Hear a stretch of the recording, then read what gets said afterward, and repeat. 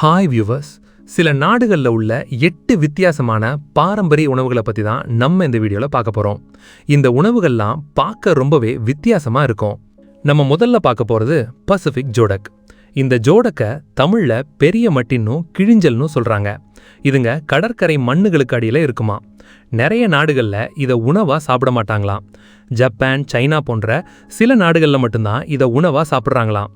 அதுலேயும் அமெரிக்காவில் இருக்கிற ஆஸ்டைன் தீவோட பாரம்பரிய உணவே இந்த ஜோடக் தானாம். அந்த தீவில் உள்ள நிறைய ஹோட்டல்களில் இந்த ஜோடக்கை உயிரோடையே வச்சிருப்பாங்களாம். நம்ம எந்த ஜோடக்கை கேட்குறோமோ அதை எடுத்து க்ளீன் பண்ணி நமக்கு சமைச்சு கொடுப்பாங்களாம். அதுலேயும் சைனாவில் இதை சமைக்காம பச்சையாகவே சாப்பிட்றாங்களாம். இந்த தீவில் ஜோடக்குகள் அதிக எண்ணிக்கையில் கிடைக்கிறதுனால இந்த தீவிலிருந்து ஜோடக்குகளை மற்ற நாடுகளுக்கும் ஏற்றுமதி பண்ணுறாங்களாம். அடுத்தது ஆஸ்ட்ரிச். தீக்கோழிகள் தான் பறவை இனத்திலேயே பெரிய பறவை. இப்போ தீக்கோழியோட முட்டைகளை நிறைய நாடுகளில் சாப்பிட ஆரம்பிச்சிட்டாங்க. ஆனால் இந்த தீக்கோழியோடைய கறியை நிறைய நாடுகளில் உணவாக சாப்பிட்றது கிடையாது. ரஷ்யாவில் இருக்கிற சுயாசிஸ்குங்கிற இந்த ஊரோட பாரம்பரிய உணவே இந்த தீக்கோழி தானா. ஆரம்ப காலத்திலிருந்தே இந்த ஊரில் உள்ள மக்கள் தீக்கோழிகளை தான் விரும்பி சாப்பிட்றாங்களாம். இங்கே நடக்கிற விசேஷங்களில் கூட தீக்கோழியை தான் உணவாக சமைச்சு பரிமாறுவாங்களாம். அதுலேயும் இவங்க தீக்கோழியை கட் பண்ணி அந்த கறி மேலே ரெட் வைனை ஊற்றி நல்லா ஊற வைக்கிறாங்க. அதுக்கப்புறம் அந்த கறியை சமைச்சு ரெட் வைன் கூடவே சாப்பிட கொடுக்குறாங்க. இந்த மாதிரி சாப்பிட்றது தான் இவங்க பாரம்பரிய முறையாம். இதனால் இந்த ஊரில் நடக்கிற எல்லா விசேஷங்கள்லையும் தீக்கோழியையும் ரெட் வைனையும் சேர்த்து தான் பரிமாறுவாங்களாம். அடுத்தது கோகனட் வாம். இந்த தென்னை மர புழுக்கள் இந்த வண்டுகள் போடுற முட்டைகள்ல இருந்து தான் வருது. இந்த வண்டுகள் தென்னை மரங்களுக்குள்ள போய் முட்டையிடுமா. இதுங்க முட்டையிட்டு 12 நாள் கழிச்சு அந்த முட்டையிலிருந்து இந்த புழுக்கள் வருமா. இந்த புழுக்கள் வளர்ந்து 95 நாட்கள்ல வண்டா மாறிடுமா. ஆனா வியட்நாம் மக்கள் இது புழுவா இருக்கும்போதே சாப்பிட்றாங்க. அதுலயும் இந்த புழு தான் வியட்நாம்ல உள்ள சாம் தீவோட பாரம்பரிய உணவா. இந்த தீவில் அதிகமான தென்னை மரங்கள் இருக்கிறதுனாலேயே இந்த புழுக்களும் அதிகமாக இருக்குதாம். இதனால இந்த தீவில் வாழ்கிற மக்கள் இந்த புழுக்களை தான் அதிகமாக சாப்பிட்றாங்களாம். அதுலேயும் இந்த புழுக்களில் ஏகப்பட்ட சத்துக்கள் இருக்கிறதாவும் சொல்கிறாங்க.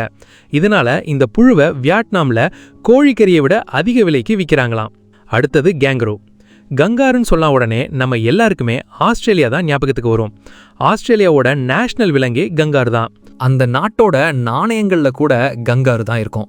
பொதுவாக நிறைய நாடுகள் அவங்க நாட்டோட தேசிய விலங்கை வேட்டையாட தடை விதிச்சிருவாங்க.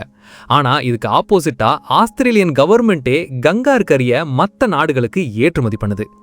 கங்காருக்கள் தான் ஆஸ்திரேலியாவோட பாரம்பரிய உணவாம். நம்ம ஊரில் கோழிக்கறி, ஆட்டுக்கறி விற்கிற மாதிரி ஆஸ்திரேலியாவில் கங்காரு கறியை விற்கிறாங்க. ஆரம்பத்தில் ஆஸ்திரேலியாவில் கங்காருக்களோட எண்ணிக்கை அதிகமாக இருந்ததுனால அப்போ வாழ்ந்த மக்கள் கங்காருக்களை தான் அவங்களோட மெயின் உணவாகவே சாப்பிட்டுக்கிட்டு இருந்திருக்காங்க. இப்போ கொஞ்சம் கொஞ்சமாக கங்காருக்களோட எண்ணிக்கை குறைஞ்சிக்கிட்டே வர்றதுனால ஆஸ்திரேலியாவில் இருக்கிறவங்களே கங்காருக்களை சாப்பிட விரும்புறதில்லையாம். அடுத்தது ஆர்ஸ். உலகம் ஃபுல்லாக எல்லா நாடுகள்லையுமே குதிரைகளை வளர்க்குறாங்க. ஆனாலும் நிறைய நாடுகளில் குதிரைகளை உணவாக சாப்பிட்றதில்ல.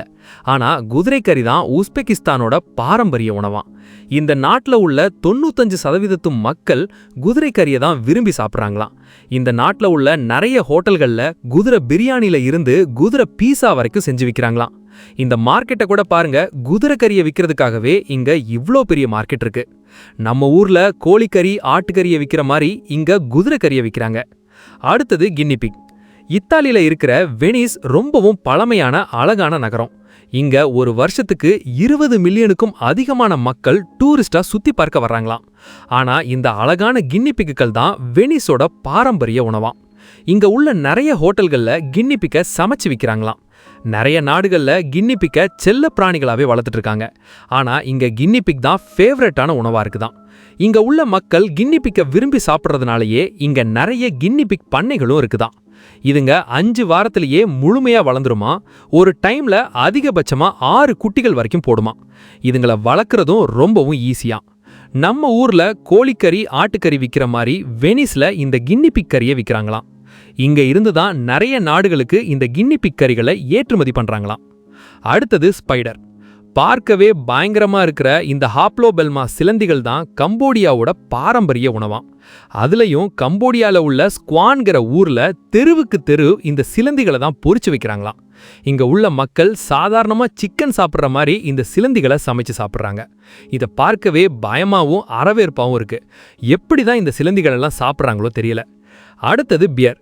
கனடால இருக்கிற டவுசன் சிட்டில கரடிகளையே உணவா வேட்டையாடி சாப்பிடுறாங்க. இந்த ஊர்ல கரடிகள் அதிகமா இருந்ததுனால கவர்மெண்டே இந்த கரடிகளை வேட்டையாட தடை விதிக்கலையாம். ஆரம்ப காலத்துல இருந்தே இங்க உள்ள மக்கள் கரடிகளை வேட்டையாடி சாப்பிடுறத பெருமையா நினைக்கிறாங்களாம். அது மட்டும் இல்லாம கரடியோட தோலுக்கு அதிக பணம் கிடைக்கிறதுனாலையும் இந்த ஊர்ல உள்ளவங்க அதிகமா கரடிகளை வேட்டையாடுறாங்களாம். நம்ம கடைசியா பார்க்க போறது எலிஃபென்ட். என்னது, யானைகளை கூட சாப்பிட்றாங்களான்னு ஆச்சரியப்படாதீங்க. ஆப்பிரிக்கால வாழ்ற ஹாட்ஸாங்கிற இந்த பழங்குடியினர் யானைகளை தான் வேட்டையாடி உணவா சாப்பிட்றாங்களாம். ஆனா யானைகளோட எண்ணிக்கை குறைஞ்சுகிட்டே வந்ததுனால ஆப்பிரிக்கன் கவர்மெண்டே யானைகளை வேட்டையாட தடை விதிச்சிட்டாங்களாம். ஆனாலும் இப்பவும் கவர்மெண்ட்டுக்கு தெரியாம இந்த பழங்குடியினர் யானைகளை வேட்டையாடி சாப்பிட்றாங்களாம்.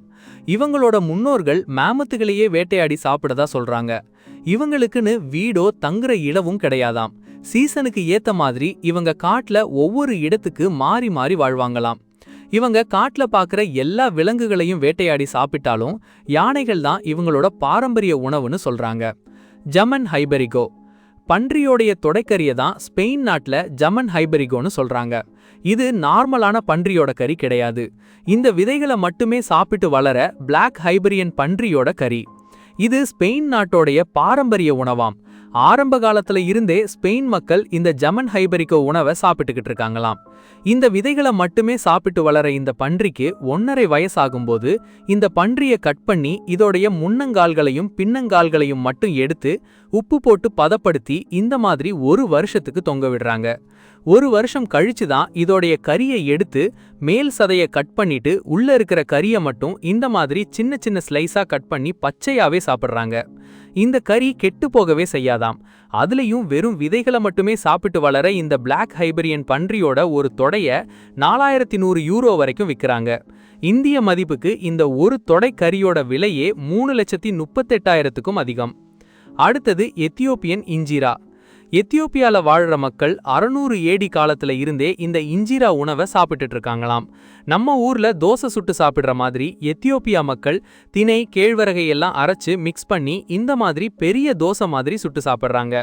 இது கூட தொட்டுக்கிறதுக்கு முட்டை, கோழிக்கறி, காளான், கீரையில இருந்து 15 வகையான சைட் டிஷ்களை கொடுக்கறாங்க. ஏன்னா எத்தியோப்பியா மக்கள் ஒரு குடும்பத்துல இருக்கிற எல்லாரும் ஒன்னா உட்கார்ந்து இந்த இஞ்சிராக்கு இந்த சைட் டிஷ்களை தொட்டு சாப்பிடுவாங்களாம். இதுதான் எத்தியோப்பியாவோட பாரம்பரிய உணவாம். அடுத்தது பிளாக் புட்டிங். பார்க்கிறதுக்கு ரொம்பவும் வித்தியாசமா இருக்கிற இந்த பிளாக் புட்டிங் இங்கிலாந்து நாட்டோடைய ரொம்பவும் ஃபேமஸான பிரேக்ஃபாஸ்டா இருக்கு. கோதுமை, பன்றியோடைய கொழுப்பு, சீஸ், பன்றியோடைய இரத்தம், சில பருப்புகள்னு எல்லாத்தையும் ஒன்னா போட்டு நல்லா அரைச்சு அதை மிக்சிங்கா ரவுண்ட் ரவுண்டா இந்த மாதிரி பேக் பண்ணி அதை நூலால கட்டி சுடுதண்ணில போட்டு நல்லா அவிக்கிறாங்க. அவிச்சதுக்கு அப்புறம் இதுல இருக்கிற நூல் எல்லாம் கட் பண்ணி எடுத்துட்டு இந்த மாதிரி பீஸ் பீஸா கட் பண்ணி சாப்பிட கொடுக்கறாங்க. இங்கிலாந்து மக்கள் இந்த பிளாக் புடிங்க ஆரோக்கியமான பிரேக்ஃபாஸ்ட்னு தினமும் காலையில ரொம்பவும் விரும்பி சாப்பிடுறாங்களாம். அடுத்தது லீ அண்ட் பெரின்ஸ். இந்த வித்தியாசமான சாஸும் இங்கிலாந்துல தான் ரொம்பவும் ஃபேமஸா இருக்கு. லீ அண்ட் பெரின்ஸ்ங்கிற நிறுவனம் 180 வருஷத்துக்கு மேல இந்த சாஸை வித்துக்கிட்டு இருக்காங்களாம். 1837ல இந்த கம்பெனியை ஓபன் பண்ணிருக்காங்க. ஜான் வேலே லீ வில்லியம் ஹென்றி பெரின்ஸ்ங்கிற இவங்க 2 பேரும் தான் இந்த சாஸை கண்டுபிடிச்சிருக்காங்க. முதல்ல இவங்க ஒரு ட்ரம் ஃபுல்லா ஒரு பெரிய வெங்காயத்தை வினிகர்ல போட்டு 1 வருஷம் நல்லா ஊற வைக்கிறாங்க. இதே மாதிரி இன்னொரு ட்ரம்ல வெள்ளை பூண்டையும் வினிகர்ல போட்டு 1 வருஷம் நல்லா ஊற வைக்கிறாங்க. இந்த சாஸோடைய முக்கியமான இன்கிரீடியன்ஸான முட்ரி மீனை உப்பு போட்டு 2 வருஷம் ஒரு ட்ரம்ல ஊற வைக்கிறாங்க. அதுக்கப்புறம் வருஷக்கணக்கா ஊறின இது எல்லாத்தையும் எடுத்து மொத்தமா ஒரு பெரிய ட்ரம்ல போட்டு மிக்ஸ் பண்ணி அது கூட சில சீக்ரெட் இன்கிரீடியன்ஸை ஆட் பண்ணி அதை 1 மாசம் ஊற வச்சு அதுல இருந்து இந்த சாஸை தயாரிக்கிறாங்க. இதனால இந்த சாஸோடைய டேஸ்ட் ரொம்பவே வித்தியாசமா இருக்குமா. இதனாலேயே இந்த ஒரு சின்ன சாஸ் பாட்டிலோடைய விலை இந்திய மதிப்புக்கு 14,000 ரூபாயா. 155 வருஷமா இந்த ஒரு கம்பெனி மட்டும்தான் இந்த வித்தியாசமான சாஸை தயாரிச்சு வச்சுக்கிட்டு இருக்காங்களாம். அடுத்தது மேட்சாவ். பாக்குறதுக்கு ரொட்டி மாதிரி இருக்கிற மேட்சாவ் உக்ரைன் நாட்டோடைய பாரம்பரிய உணவாம். நம்ம இங்க ரொட்டி சாப்பிடுற மாதிரி உக்ரைனிய மக்கள் இந்த மேட்சாவை தான் பல வருஷமா சாப்பிட்டு இருக்காங்களாம். கோதுமையை நல்லா அரைச்சு அந்த மாவை நல்லா மிக்ஸ் பண்ணி நெருப்புல சுட்டு சாப்பிடுறாங்க. பல வருஷங்களா உக்ரைனிய மக்கள் இந்த மேட்சாவை தான் தினமும் அவங்களோட உணவா சாப்பிட்டு இருக்காங்களாம். ஆரம்பத்துல கையால தயாரிக்கப்பட்ட இந்த மேட்சோக்கள் இப்போ பெரிய பெரிய மிஷின்கள்ல தயாரிக்கப்பட்டு உக்ரைன்ல இருந்து நிறைய நாடுகளுக்கு ஏற்றுமதி ஆகுதாம். அடுத்தது பிளாக் ஃபாரஸ்ட் ஹாம். இங்கிலாந்துல உள்ள சப்ளாக்குங்கிற நகரத்தோட பாரம்பரிய உணவு தான் இந்த வித்தியாசமான பிளாக் ஃபாரஸ்ட் ஹாம். நிறைய நாடுகள்ல கோழிக்கறி பன்றிக்கறி ஆட்டுக்கறிய பாட்டில்கள்ல போட்டு சமைச்சு அதை பதப்படுத்தி ரொம்ப நாள் வச்சு சாப்பிடுறத பார்த்திருப்பீங்க. அதே மாதிரி தான் இந்த பிளாக் ஃபாரஸ்ட் ஹாம் கறியையும் இந்த ட்ரம்முக்குள்ள போட்டு பதப்படுத்தி பல வருஷங்களுக்கு வச்சு சாப்பிடுறாங்க. அதுலயும் இந்த கறியை சாப்பிட ஸ்வீட் அண்ட் சால்ட்டா இருக்குமா. முதல்ல பன்றிக்கறிய பீஸ் பீஸா கட் பண்ணி அதை பீருக்குள்ள போட்டு நல்லா ஊற வைக்கிறாங்க. அதுக்கப்புறம் இதுக்குள்ள இனிப்புக்காக நாட்டு சர்க்கரையை போட்டு நல்லா கொதிக்க விடுறாங்க. கடைசியா ரொம்பவும் திக்கான இந்த பிளாக் மொலா சாஸ போட்டு நல்லா கொதிக்க விடுறாங்க. அதுக்கப்புறம் இந்த மிக்சிங்ல பன்றிக்கறியை போட்டு 3 மாசத்துக்கு மேல ஊற வைக்கிறாங்க. நல்லா ஊறின கறியை எடுத்து 48 ஃபாரன்ஹீட் வெப்பத்துல புகையிலேயே ஒரு நாள் ஃபுல்லா இந்த மாதிரி தொங்க விடுறாங்க. அதுக்கப்புறம் இந்த கறியுடைய மேல் தோலை மட்டும் எடுத்துட்டு உள்ள இருக்கிற கறியை கட் பண்ணி சாப்பிடுறாங்க. இத சாப்பிட ரொம்பவும் வித்தியாசமான டேஸ்ட்ல இனிப்பா இருக்குமா. இது ஜெர்மனி நாட்டோடைய பாரம்பரிய உணவா. பல வருஷங்களா ஜெர்மனில வாழ்ற மக்கள் இந்த கறியை இந்த மாதிரி பதப்படுத்தி சாப்பிட்டு இருக்காங்களாம். அடுத்தது ஓல்டஸ்ட் ரெஸ்டாரண்ட். ஸ்பெயின்ல இருக்கிற மாண்ட்ரிஸ் போட்டிங்கிற இந்த ரெஸ்டாரண்ட்டுக்கு தான் உலகத்திலேயே ரொம்பவும் பழமையான ரெஸ்டாரண்ட்னு கின்னஸ் வேர்ல்ட் ரெக்கார்ட் கொடுத்திருக்காங்க. இந்த ரெஸ்டாரண்ட்டை 1725ல ஓபன் பண்ணாங்களாம். இந்த ரெஸ்டாரண்ட்ல இந்த மாதிரி சின்ன பன்றிகளை முழுசா சமைச்சு கொடுக்கிறது தான் ரொம்பவும் ஃபேமஸான உணவா. ஆரம்ப காலத்துல ஸ்பெயின்ல வாழ்ந்த மனிதர்கள் விலங்குகளுடைய தலையை சாப்பிடுறது தான் பெருமையா நினைச்சிருக்காங்க. இதனால இந்த ரெஸ்டாரண்ட்ல ஆட்டு தலை, மாட்டு தலையில ஆரம்பிச்சு எல்லா விலங்குகளுடைய தலையையும் சமைச்சு வித்துட்டு இருக்காங்க. இப்ப நிறைய விலங்குகளுடைய தலையை விற்க தடை விதிச்சிட்டதுனால இப்ப ஆடு, மாடு, பன்றியோட தலைகளை மட்டும் தான் இந்த ரெஸ்டாரண்ட்ல சமைச்சு வித்துட்டு இருக்காங்க. உலகத்திலேயே ரொம்பவும் பழமையான ரெஸ்டாரண்ட்ங்கிறதுனாலயே நிறைய நாடுகள்ல இருந்து இந்த ரெஸ்டாரண்ட்டுக்கு வந்து இங்க விக்கிற உணவுகளை மக்கள் விரும்பி சாப்பிடுறாங்களா. ஓகே வியூவர்ஸ், இந்த உணவுகள் எல்லாம் பத்தி நீங்க என்ன நினைக்கிறீங்கன்னு, அடுத்து எதை பத்தி வீடியோ பண்ணலாம்னு கமெண்ட்ஸ்ல சொல்லுங்க.